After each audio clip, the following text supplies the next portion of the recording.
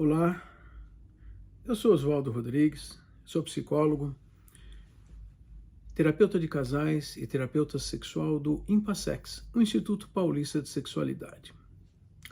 Para você que já tem acompanhado nossas discussões, hoje eu trago um assunto interessante, porque esse assunto surgiu no grupo de médicos urologistas que trabalham basicamente com homens e que também são os médicos que dão atenção para a sexualidade masculina, para a genitalização da sexualidade.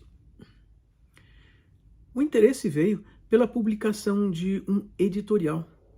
Esse editorial da Revista Brasileira de Saúde e Ciências Biomédicas. E o editor é o Heloísio Alexandro. E ele escreve exatamente sobre quem cuida do macho alfa. Eu digo interessante porque uma das questões relacionadas ao tratamento, saúde sexual, é algo bastante importante e que precisa ser discutida com os grupos médicos. Porém, um médico, ele está dirigido, ele está treinado para colocar sua atenção nas questões biológicas, nas questões de funcionamento físico. E no caso da sexualidade, é uma questão bastante dirigida ao genital. Pois é, mas o Heloísio Alexandro, tem algumas ideias interessantes e ele propõe, escreve e aponta nesse editorial. Primeiro, ele faz toda uma discussão bastante interessante de como é que é a sexualidade para o ser humano. Também já avisa que os primatas chamados de superiores, eles apresentam claramente uma sexualidade não focada, não apenas focada na reprodução, da mesma forma que os seres humanos.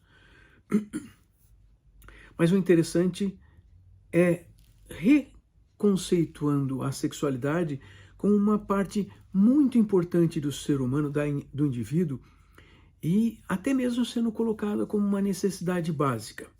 Bom, mas também, assim, diz respeito a pensamentos, sentimentos, ações, interações, saúde física e mental. É interessante que ele também compreende a formação de um padrão patriarcal familiar, estruturado numa ideia de um macho alfa, num ser masculino que congrega atenções e poderes dentro de uma comunidade e que, mesmo num mundo em mudança, ainda temos influências significativas, pois muitos homens ainda se identificam ou buscam comportamentos que podem causar danos a si e aos outros. Isso é interessante, essa percepção de que essa identidade masculina baseada no macho alfa pode ser lesiva aos outros, claro, mas ao indivíduo. E isso implica numa série de outras condições que se relacionam e se traduzem através de ideias, pensamentos, conceitos, compreensões que devem e podem ser chamadas de mitos. Vocês sabem, né? Um mito é uma coisa que não existe. Um mito é uma coisa fantasiosa. E isto é importante, porque na sexualidade isso vai trazer uma série de discussões nessa questão da masculinidade e do funcionamento masculino. O médico, então, percebe que é necessário reconhecer essas condições e perceber que essas condições mitificadas trazem outros mitos anexos, outras ideias, outras considerações que são inadequadas para o bem-estar dessa pessoa e para as pessoas à volta. Ele se lembra, uma das coisas, é exatamente o tamanho do pênis. Na nossa cultura, o tamanho do pênis para o homem é algo bastante importante. É algo tão importante que às vezes uma capa de livro pode lembrar o tamanho como algo muito associado, muito necessário à identidade masculina. Mesmo que o tamanho nem seja tão importante e talvez nem devesse ser considerado como algo que interferisse ou impedisse o relacionamento sexual. Mesmo porque o relacionamento sexual não é apenas genital, ele interfere nos relacionamentos interpessoais interfere na possibilidade de expressões emocionais e troca de afetos. Mas, pensando nessa perspectiva, puxa vida, aqui temos uma opinião de um urologista apontando exatamente para uma questão que é educação sexual. E que sim, o médico também é responsável pela educação em sexualidade, pois ele também pode ser fonte de informações. Para não repetirmos os padrões de opressão, padrões de consideração de que a pessoa, esse homem, ele se sentindo mais importante que os outros, ele deve e ele tenta se impor. Quando ele não consegue, considerando que ele considera que ele deveria ter se imposto e ter sido, eu ia falar respeitado, mas não, sido, sob medo a gente aceita muitas coisas. E num relacionamento dentro de uma casa, num relacionamento afetivo inclusive, nós podemos ter alguém se impondo o poder e a outra pessoa com medos, aparentemente aceitando.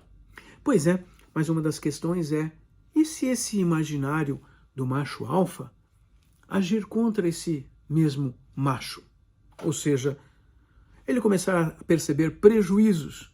Um dos prejuízos é sempre aquele do tipo, mas será que ela está comigo porque eu tenho dinheiro?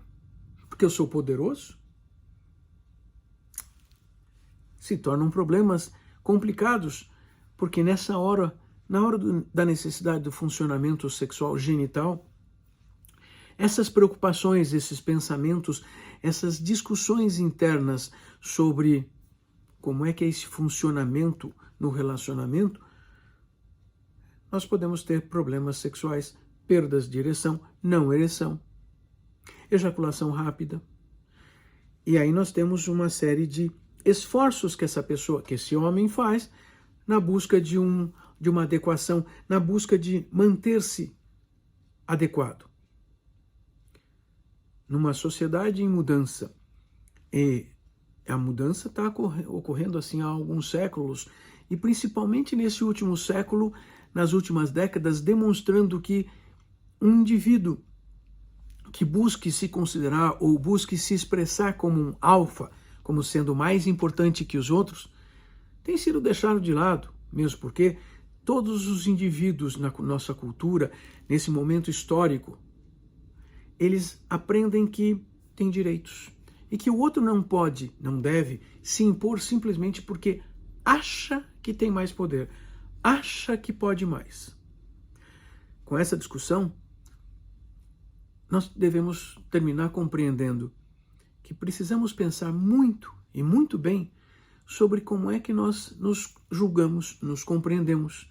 Se nós nos compreendemos acima das outras pessoas, bem provavelmente nós iremos encontrar alguém que provavelmente nos coloque para baixo. Porque nós não sabemos sequer debater, discutir, enfrentar de maneira racional e adequada alguém que simplesmente quer brigar. Sim, é isso que eu falo. Os chamados machos alfa têm um medo embutido de que alguém mais poderoso vai aparecer. E esse medo vem com uma outra regra. Se o mais poderoso aparecer, abaixa a cabeça. O prejuízo é para si mesmo, além das outras pessoas, principalmente nos relacionamentos afetivos sexuais. Assim, pensemos bem sobre isso. E nosso agradecimento a esse urologista que está trazendo essa discussão para o grupo de urologistas. Afinal, todos que trabalhamos em saúde para o indivíduo.